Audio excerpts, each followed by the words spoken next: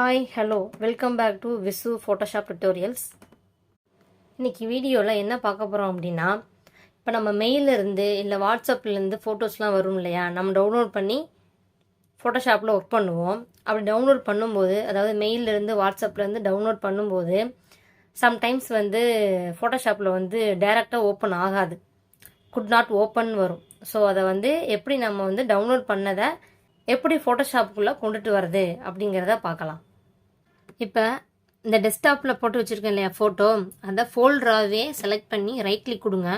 Right click கொடுத்தீங்க அப்படின்னா second option ஒன்று காட்டும், ப்ரௌஸ் வித் ஏசிடிசி ப்ரோன்னு சொல்லிட்டு. அந்த செகண்ட் ஆப்ஷனை கிளிக் பண்ணுங்கள். கிளிக் பண்ணிங்கன்னா ஒரு ஃபுல் ஃபோல்டர் ஒன்று ஓப்பன் ஆகும். ஓப்பன் ஆனதுக்கப்புறம் கண்ட்ரோல் ஏ கொடுங்க. கண்ட்ரோல் ஏ கொடுத்துட்டு கண்ட்ரோல் எஃப் கொடுங்க. கண்ட்ரோல் கொடுத்ததுக்கப்புறம் கண்ட்ரோல் எஃப் கொடுத்ததுக்கப்புறம் ஜேபெக்கில் சேவ் பண்ணவா அப்படிங்கிற மாதிரி கேட்கும். நெக்ஸ்ட் ஆப்ஷன் கொடுங்க.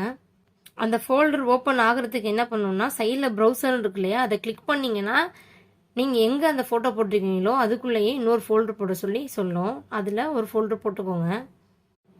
ஓகேன்னு கொடுத்துட்டு நெக்ஸ்ட் ஆப்ஷன் கொடுங்க. ஸ்டார்ட் கன்வெர்ட்னு கேட்கும்.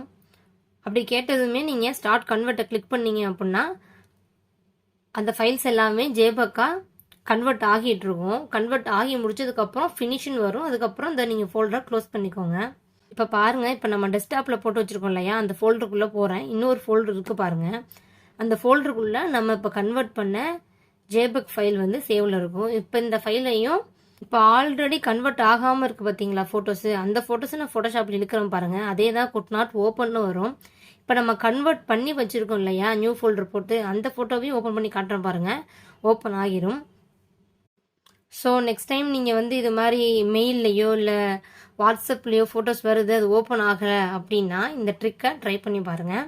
இந்த வீடியோ உங்களுக்கு பிடிச்சிருந்துச்சின்னா மறக்காமல் லைக் பண்ணுங்கள், ஷேர் பண்ணுங்கள், மறக்காமல் சப்ஸ்கிரைப் பண்ணிடுங்க. தேங்க்யூ.